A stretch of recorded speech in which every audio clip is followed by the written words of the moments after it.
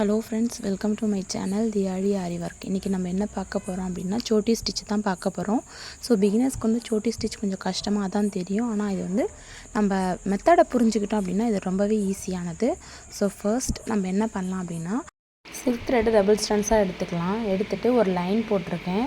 இந்த லைனில் 1 இன்ச்சுக்கு மார்க் பண்ணிவிட்டு அந்த 1 இன்ச்சிலேருந்து த்ரெட்டை எடுத்து மேலே போயிட்டு ரிவர்ஸ் அந்த 1 இன்ச்சுக்கு கீழே வந்துட்டு ஒரு லாக் ஸ்டிச் குட்டி லாக் பண்ணிடுறோம். குட்டி லாக் பண்ணிவிட்டு திரும்ப அந்த த்ரெட்டை எடுக்கிறோம். நம்ம எங்கே புஷ் பண்ணி எடுத்தோமோ அதாவது மேலே அதுக்கு பக்கத்துலேயே ஒரு ஸ்டிச் பண்ணுறோம். ஸ்டிச் பண்ணிவிட்டு அகைன் அதுக்கு மேலே ஒரு குட்டி ஸ்டிச் பண்ணுறோம். குட்டி ஸ்டிச் பண்ணிவிட்டு த்ரெட்டை எடுக்கிறோம்.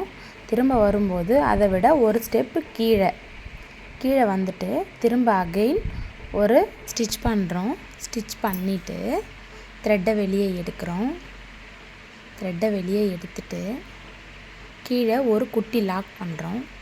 குட்டி லாக் பண்ணிவிட்டு திரும்ப வரும்போது இப்போ ஃபஸ்ட்டு நம்ம வலது பக்கம் போனோம் இல்லையா? ஸோ இப்போ இடது பக்கம் போனோம். இடது பக்கம் போகும்போது ஒரு ஸ்டிச் பண்ணுறோம். ஸ்டிச் பண்ணிவிட்டு ஸ்டிச் பண்ணதுக்கு மேலே ஒரு குட்டி லாக். நம்ம எதுக்கு குட்டி லாக் பண்ணுறோம் அப்படின்னா அப்போ தான் வந்து நமக்கு அந்த த்ரெட் வந்து அந்த இடத்துலையே இருக்கும், திரும்ப அது மூவ் ஆகாது. ஸோ அதுக்காக தான் நம்ம குட்டி லாக் பண்ணுறோம். த்ரெட்டு அந்த இடத்துலையே இருக்கணும் அப்படின்னா நம்ம குட்டி லாக் பண்ணலாம். ஸோ இப்போ திரும்ப கீழே வரும்போது நான் ஆல்ரெடி சொன்ன மாதிரி ஒரு ஸ்டெப்பு கீழே வந்துட்டு திரும்ப அகைன் ஒரு குட்டி ஸ்டிச் பண்ணிவிட்டு நம்ம போட்ட ஸ்டிச்சுக்கு பக்கத்துலேயே ஒரு ஸ்டிச் பண்ணிவிட்டு திரும்ப அகைன் மேலே ஒரு குட்டி லாக் பண்ணிவிட்டு திரும்ப வரும்போது கீழே வரக்கூடாது, அது சேர்த்த மாதிரி நம்ம போட்ட அந்த குட்டி லாக்கெல்லாம் மறையிற மாதிரி ஒரு ஸ்டிச் பண்ணிவிட்டு அதுக்கு கீழே ஒரு குட்டி ஸ்டிச் பண்ணுறோம். ஏன் நம்ம அந்த குட்டி ஸ்டிச் பண்ணுறோம் அப்படின்னா அப்போ தான் அந்த இடத்துல நமக்கு த்ரெட்டு வந்து பிரியாமல் அந்த இடத்துலையே நிற்கும். ஸோ அந்த ஸ்டெப்பு மாறக்கூடாது அப்படிங்கிறதுனால தான் நம்ம அந்த மாதிரி பண்ணுறோம். ஸோ இதுக்கப்புறம் வரக்கூடிய ஸ்டெப்லாம் ஒரே மாதிரி தான் இருக்கும். ஸோ ஸ்டார்டிங் தான் கொஞ்சம் கஷ்டமாக இருக்கும். திரும்ப வரும்போது நம்ம என்ன பண்ணுறோம் அப்படின்னா அதோட கொஞ்சம் கீழே ஒரு 1/4 இன்ச் அதாவது ஒரு 1/2 இன்ச் இறக்கி நம்ம ஸ்டிச் பண்ணுறோம். ஸ்டிச் பண்ணிவிட்டு அதுக்கு ஒரு லாக் பண்ணிடுறோம். லாக் பண்ணால் தான் அந்த இடத்துல அது கரெக்டாக நிற்கும். ஸோ நான் வந்து கீழே லாக் பண்ணுறேன். நம்ம கீழே தான் லாக் பண்ணணுமான்னு கேட்டால் கிடையாது, நம்ம மேலேயும் லாக் பண்ணிக்கலாம், அது நம்மளோட இஷ்டம்தான். ஸோ இப்போ அடுத்து திரும்ப நான் கீழே வரும்போது அதோட ஒரு ஸ்டெப்பு கீழே வரேன். ஸோ கீழே வந்துட்டு திரும்ப நான் ஸ்டிச் பண்ணுறேன். திரும்ப ஒரு குட்டி ஸ்டிச் பண்ணுறேன். குட்டி ஸ்டிச் பண்ணிவிட்டு திரும்ப மேலே போகும்போது அதை விட ஒரு ஸ்டெப்பு கீழே நான் வந்து ஸ்டிச் பண்ணுறேன். பார்த்திங்களா, இப்போ நான் மேலே பண்ணியிருக்கேன். ஸோ அதோட அந்த டிஸ்டன்ஸ் வந்து ஒரே மாதிரி இருந்தால் பார்க்கும்போது அழகாக இருக்கணும். நான் இப்போ மேலே எவ்வளோ டிஸ்டன்ஸ் விட்டுருக்கேனோ அதே டிஸ்டன்ஸை நான் அந்த இடத்துலையும் விடணும். ஸோ நான் ஸ்டிச் பண்ணிவிட்டேன். மேலே ஒரு குட்டி லாக் பண்ணிட்டேன். இந்த பக்கம் வரும்போது ஆப்போசிட் சைடில் ஒரு லாக், ஒரு குட்டி லாக், கீழே ஒரு குட்டி லாக் பண்ணியிருக்கேன். உங்களுக்கு வேணும்னா நீங்கள் மேலேயும் குட்டி லாக் பண்ணிக்கலாம், அது நம்மளோட இஷ்டம்தான். ஸோ இப்போ அடுத்து கீழே வரும்போது ஒரு ஸ்டெப்பு கீழே வந்துட்டேன். கீழே வரும்போது திரும்ப ஒரு குட்டி லாக் பண்ணுறேன். ஸோ நம்ம வரும்போது அப்படி கொஞ்சம் கொஞ்சமாக கீழே இறங்கணும். பார்த்தீங்களா, இப்போ நான் மேலே டிஸ்டன்ஸ் விட்ட மாதிரி இந்த இடத்துலையும் நான் டிஸ்டன்ஸ் விட்டு நான் ஸ்டிச் பண்ணுறேன். இந்த இடத்துல போகும்போது கொஞ்சம் மேலே போகணும். ஸோ இந்த இடத்துல வரும்போது கொஞ்சம் கீழே இறங்கணும். ஸோ அதுதான் வந்து கான்செப்டே. ஸோ நம்ம அந்த லெவல் வந்து கரெக்டாக வந்து ஃபாலோ பண்ணணும். லைன் வந்து அழகாக ஒரே சீராக இருந்தால் தான் பார்க்கும்போது அழகாக இருக்கும். ஸோ அகெயின் திரும்ப நம்ம குட்டி ஸ்டிச் பண்ணுறோம். கீழே வரும்போது ஒரு ஸ்டெப்பு கீழே வரும். கீழே வந்துட்டு ஒரு குட்டி லாக் பண்ணுறேன். சேம் டிஸ்டன்ஸ் கொஞ்சம் இறக்கி ஒரு ஸ்டிச் பண்ணுறேன். மேலே ஒரு குட்டி லாக், குட்டி லாக் பண்ணிவிட்டு ஆப்போசிட் சைடு போயிடுறேன். ஆப்போசிட்டில் போயிட்டு ஒரு லாக் பண்ணிவிட்டு கீழே வரும்போது ஒரு குட்டி லாக் பண்ணிவிட்டு கீழே வரும்போது அகெயின் கொஞ்சம் ஒரு ஸ்டெப்பு கீழே இறக்குறோம்.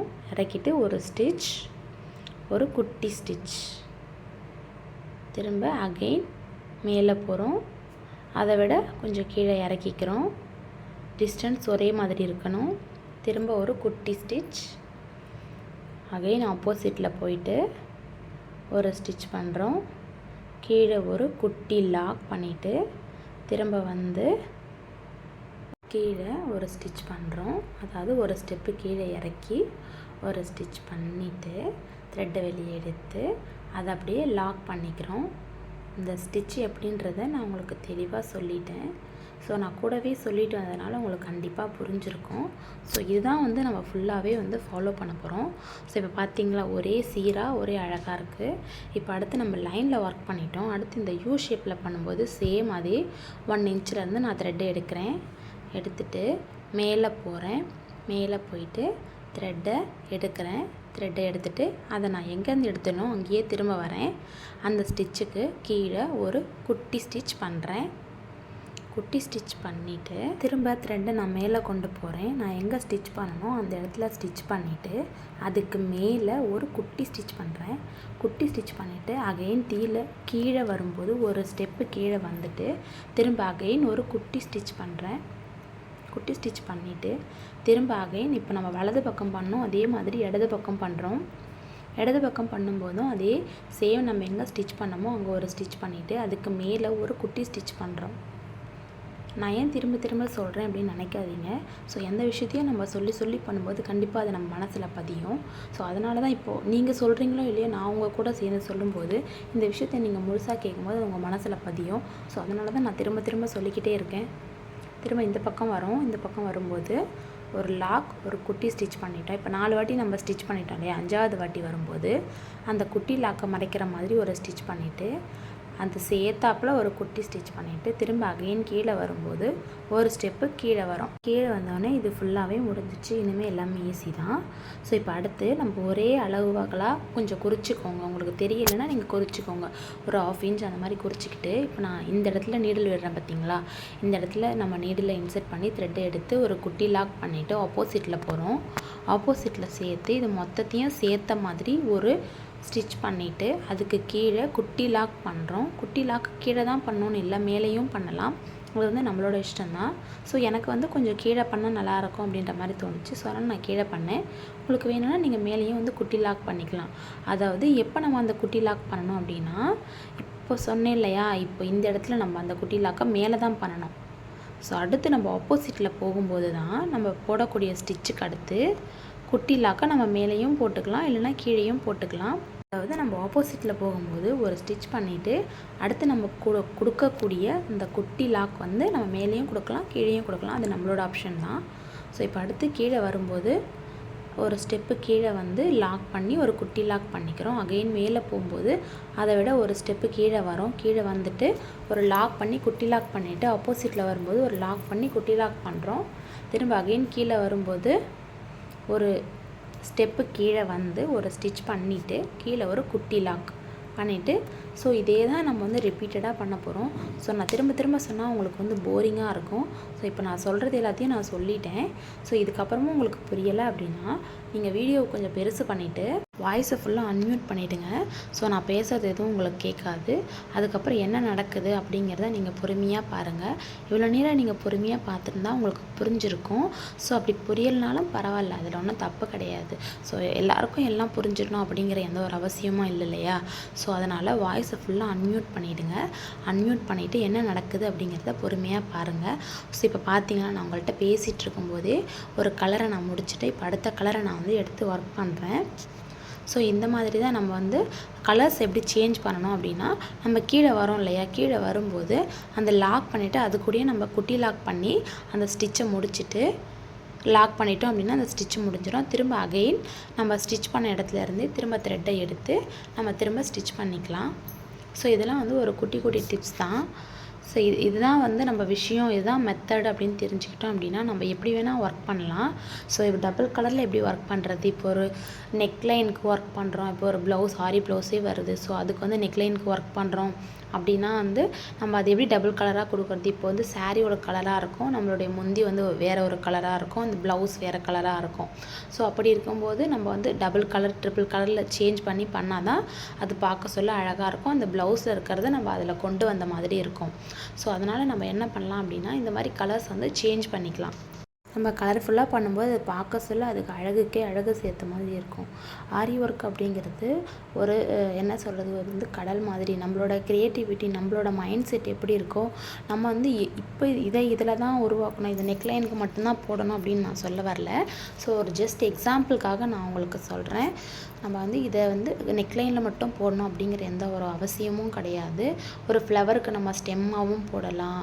ஸோ வாட் எவர் நம்மளுடைய மைண்ட் செட் எப்படி இருக்கோ, நம்மளோட க்ரியேட்டிவிட்டி எதுக்கு வேணால் எப்படி வேணால் நம்ம கொண்டு வரலாம். நம்ம ஸ்லீவுக்கும் போடலாம், ஸோ ஒரு மேங்கோ டிசைனுக்கும் போடலாம், ஒரு ஃப்ளவருக்கும். அது மாதிரி நம்மளோட க்ரியேட்டிவிட்டிக்கு ஏற்ற மாதிரி நம்ம எதில் வேணால் ஃபிட் பண்ணிக்கலாம்.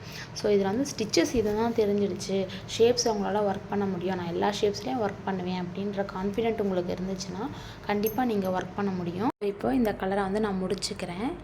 ஸோ இப்போ நான் எண்ணாட் பண்ணிட்டேன், த்ரெட்டை பிடிச்சி எண்ணாட் பண்ணிவிட்டு திரும்ப நான் வேறு கலர் த்ரெட் எடுக்கிறேன். எங்கே எடுக்கிறேன் அப்படின்னா, நான் எங்கே முடிச்சேனோ அந்த இடத்துல தான் த்ரெட் எடுக்கிறேன்.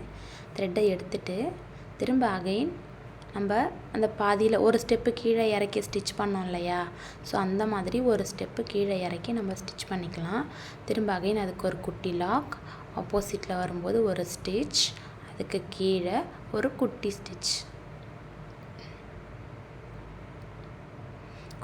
பண்ணிட்டோம். குட்டி ஸ்டிச் பண்ணிவிட்டு திரும்ப அந்த லைனுக்கு நேராக ஒரு ஸ்டெப்பு கீழே இறக்கி ஒரு ஸ்டிச் பண்ணிவிட்டு ஒரு குட்டி லாக் பண்ணிட்டேன். ஆப்போசிட்டில் வரும்போது ஒரு ஸ்டெப்பு கீழே இறக்கி ஸ்டிச் பண்ணிவிட்டு திரும்ப ஒரு குட்டி ஸ்டிச் பண்ணிட்டோம். குட்டி ஸ்டிச் பண்ணிவிட்டு ஆப்போசிட்டில் வரும்பொழுது ஒரு ஸ்டிச் பண்ணுறோம். ஒரு ஸ்டிச் பண்ணிவிட்டு கீழே ஒரு குட்டி லாக் பண்ணுறோம். குட்டி லாக் பண்ணிவிட்டு திரும்ப நான் எங்கே லைன் பண்ணியிருக்கேனோ அந்த லைனை நோக்கியே தான் என்னுடைய த்ரெட் வந்து ட்ராவல் ஆகுது. நீங்கள் நல்லா கவனிச்சிருந்தீங்கன்னா தெரியும். ஸோ நமக்கு வந்து ஆரி ஒர்க்கை பொறுத்த வரைக்கும் ட்ரேசிங்கிறது ரொம்ப முக்கியம். நம்மளோட ட்ரேசிங் மாறிடுச்சுன்னா நம்மளோட டிசைனோட அழகே மாறிடும். ஸோ அதனால் ட்ரேசிங் மட்டும் எப்பவுமே கொஞ்சம் கரெக்டாக பண்ணிக்கோங்க. எந்த ஒரு இடத்துலையும் சோம்பேறித்தனப்படாமல் ட்ரேசிங் எடுத்தோம் அப்படின்னா நம்மளுடைய ட்ராயிங் அழகாக வரும். ஸோ நம்மளோட ட்ராயிங் அழகாக இருந்துச்சுன்னா நம்மளோட ஸ்டிச்சஸும் அழகாக வரும். நீங்கள் நல்லா யோசிச்சு பாருங்கள், நம்ம எவ்வளோ கஷ்டப்பட்டு ஒர்க் பண்ணுறோம். ஸோ அப்படிப்பட்ட ஒர்க்கு பார்க்க சொல்ல அழகாக இருந்ததால் நமக்கு ஒரு சாட்டிஸ்ஃபேக்ஷன் இருக்கும், நமக்கு ஒரு சந்தோஷம் இருக்கும். ஸோ நம்ம அதுக்கு கொஞ்சம் சோம்பேறித்தனப்பட்டுக்கிட்டு நம்ம கைக்கு ஏற்ற மாதிரி நம்ம வரைஞ்சிட்டோம் அப்படின்னா அது ரொம்ப கஷ்டம் இல்லையா. ஸோ இல்லை உங்களுக்கு ட்ரேசிங் பண்ணவும் தெரியலை அப்படின்னா நீங்கள் அதுக்கும் ரொம்ப கஷ்டப்படாதீங்க. உங்களுக்கு ட்ரேசிங் தெரியலை, எங்களுக்கு நீங்கள் சொல்லிக் கொடுங்க அப்படின்னா கண்டிப்பாக நான் சொல்லித்தரேன். ஸோ இதுக்கு வந்து ட்ராயிங் தெரியணும் அப்படிங்கிற எந்த ஒரு அவசியமும் கிடையாது. ஸோ உங்களுக்கு வேணும் அப்படின்னா நீங்கள் கண்டிப்பாக கமெண்ட் பண்ணுங்கள். நான் கண்டிப்பாக எல்லாருக்கும் ரிப்ளை பண்ணிட்டு தான் இருக்கேன். ஸோ உங்களுக்கு வேறு எதுவும் டவுட்ஸ் இருக்குது அப்படின்னாலும் நீங்கள் கண்டிப்பாக என்கிட்ட கேளுங்க. நான் அதுக்கான வீடியோவை கண்டிப்பாக என்னால் எவ்வளோ சீக்கிரம் போட முடியுமோ அதுக்கு அடுத்த வீடியோவாகவே நான் அதை போட்டுருவேன். ஸோ உங்களுக்கு எந்த டவுட்ஸாக இருந்தாலும் நீங்கள் வந்து கேட்கலாமா அப்படின்லாம் எந்த ஒரு யோசனையும் பண்ணாதீங்க. ஸோ உங்களுக்கு இந்த டவுட் இருக்குது, எனக்கு இந்த விஷயம் தெரியலை அப்படின்னு சொன்னால் அதுக்கு தானே நான் வந்து சொல்லித்தரேன். ஸோ அதனால் வந்து நீங்கள் வந்து கூச்சப்படாதீங்க கேட்குறதுக்கு. ஏன்னா எல்லாருமே எல்லாத்தையும் கற்றுட்டு வந்துட முடியாது இல்லையா. ஸோ எல்லோரும் இங்கே வந்து தான் நம்ம கற்றுக்குறோம். ஸோ அதனால் உங்களுக்கு எந்த டவுட்ஸாக இருந்தாலும் நீங்கள் கண்டிப்பாக கமெண்ட் பாக்ஸில் கமெண்ட் பண்ணுங்கள். அதுக்கான வீடியோவை நான் அடுத்த வீடியோவில் நான் கொடுக்க பார்க்குறேன். ஸோ இப்போ நம்ம ஃபைனல் ஸ்டேஜுக்கு வந்துட்டோம். ஃபைனல் ஸ்டேஜுக்கு வந்ததுக்கப்புறம் இப்போ நான் ஆப்போசிட்டில் போயிட்டு ஒரு ஸ்டிச் பண்ணிவிட்டு ஒரு குட்டி லாக் பண்ணிவிட்டு திரும்ப த்ரெட்டை எடுத்து மேலே போயிடுறேன். ஸோ இப்போ இந்த இடத்துல நான் நாட் பண்ணி முடிக்கணும். ஸோ ஆனால் இந்த இடம் அப்படியே முடித்தா நல்லா இருக்குது இல்லையா. ஸோ அந்த இடத்த நம்ம கொஞ்சம் ஃபில் பண்ணலாம். அதுக்கு என்ன பண்ணலாம் அப்படின்னா, அதுக்கு ஆப்போசிட்டில் ஒரு ஸ்டிச் பண்ணிவிட்டு கொஞ்சம் லைட்டாக ஒரு லோடிங் மாதிரி நான் கொடுக்குறேன். ஸோ லோடிங் ஸ்டிச்சஸ் வந்து நான் அடுத்தடுத்து வீடியோஸில் அப்லோட் பண்ணுறேன். ஸோ அப்படி ஆல்ரெடி நான் அப்லோட் பண்ணியிருந்தேன் அப்படின்னா டிஸ்கிரிப்ஷனில் லிங்க் கொடுப்பேன். சரி செக் பண்ணி பார்த்துக்கோங்க. ஸோ இந்த மாதிரி நம்ம லோடிங் பண்ணிட்டோம்னா அந்த இடம் வந்து ஃபில் ஆகிடும். ஸோ நம்ம அப்படியே விட்டுட்டோம், அப்படியே ஸ்டிச் பண்ணிவிட்டு விட்டுட்டோம் அப்படின்னா அந்த இடம் வந்து பார்க்க நல்லா இருக்காது. ஸோ அதனால் நான் அந்த இடத்த ஃபில் பண்ணுறதுக்காக லோடிங் ஸ்டிச்சஸ் மாதிரி கொடுக்குறேன். லாக் பண்ணிவிட்டு திரும்ப மேலே போகிறேன். மேலே போயிட்டு ஒரு ஸ்டிச் பண்ணிவிட்டு மேலே ஒரு குட்டி லாக் பண்ணிவிட்டு ஆப்போசிட்டில் போயிடுறேன். ஸோ ஆப்போசிட்டில் போயிட்டு இந்த இடத்துலையும் கொஞ்சம் கேப் இருக்கு இல்லையா. ஸோ அந்த கேப்பை ஃபில் பண்ணுறதுக்காக சும்மா ஒரு 2 வாட்டி மட்டும் லோடிங் மாதிரி கொடுக்கலாம். ஸோ இங்கே வந்து ஒரு லாங் ஸ்டிச் பண்ணிவிட்டு ஒரு குட்டி லாக் பண்ணிக்கலாம். ஸோ இந்த இடத்துல நம்ம லோடிங் தான் கொடுக்கணும் அப்படின்னு கிடையாது. நமக்கு வந்து செயின் ஸ்டிச்சே தெரியும் இல்லையா. ஸோ செயின் ஸ்டிச் கூட கொடுத்து நம்ம இதை ஃபில் பண்ணிக்கலாம். ஸோ நமக்கு என்னென்னா அந்த இடத்துல கொஞ்சம் பார்க்க சொல்ல கொஞ்சம் அன்ஃபினிஷ்டாக அந்த மாதிரி இருந்துச்சு. ஸோ அதனால் நான் அதை ஃபினிஷ் பண்ணுறதுக்காக நான் கொஞ்சம் லாங் ஸ்டிச் மாதிரி போட்டிருந்தேன். லாங் ஸ்டிச் அப்படிங்கிறது என்ன அப்படின்னா நம்ம செயின் ஸ்டிச் மாதிரி தான், அது வந்து கொஞ்சம் லாங்காக வரும். நம்ம குட்டி லாக் போட்டு திருப்பறதா இருக்கும். ஸோ அதுதான். ஸோ இப்போ ஃபைனலாக நான் முடிச்சிட்டேன்.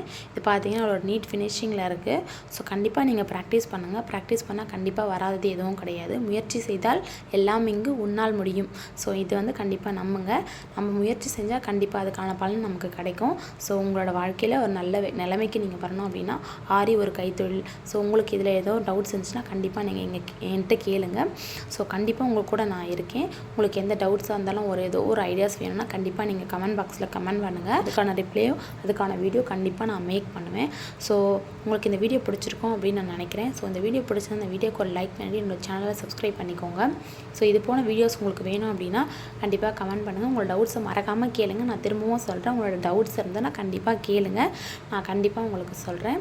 ஸோ அடுத்து பார்த்தீங்க அப்படின்னா ஃப்யூச்சரில் நீங்களும் ஒரு நல்ல ஆரி டிசைனராக வரலாம். உங்களாலேயும் நல்லா சம்பாதிக்க முடியும். எல்லா பெண்களுக்கும் கைத்தொழில் ரொம்ப முக்கியம். ஸோ அதனால் உங்களால் வீட்டிலேருந்து என்ன கற்றுக்க முடியும், அதுவும் ஆன்லைனில் என்ன கற்றுக்க முடியும்னு கேட்டால் கண்டிப்பாக நான் ஆரியாக சஜஷன் பண்ணுவேன். ஸோ உங்களுக்கு நான் இந்த கிளாஸஸ் எல்லாமே ஃப்ரீயாக தான் சொல்லித்தரேன். ஸோ உங்களுக்கு எது டவுட்ஸ் இருந்துச்சுன்னா கண்டிப்பாக கேளுங்க. ரிப்ளை பண்ணுவேனான்றதை தயவுசெய்து நினைக்காதீங்க. கண்டிப்பாக நான் ரிப்ளை பண்ணுவேன். என்னோடய ரிப்ளை பார்த்தீங்கன்னா நான் எப்போ பார்க்கறனோ நான் அப்பயே ரிப்ளை பண்ணிவிடுவேன். ஸோ அதனால் கண்டிப்பாக ஏதோ ஒரு கைத்தொழில் கற்றுக்கோங்க. என்னால் முடிஞ்ச சப்போர்ட்டை கண்டிப்பாக நான் உங்கள் கூட இருந்து செய்வேன். ஸோ இவ்வளோ நேரம் வீடியோ பார்த்ததுக்கு ரொம்ப தேங்க்ஸ் ஃபார் வாட்சிங்.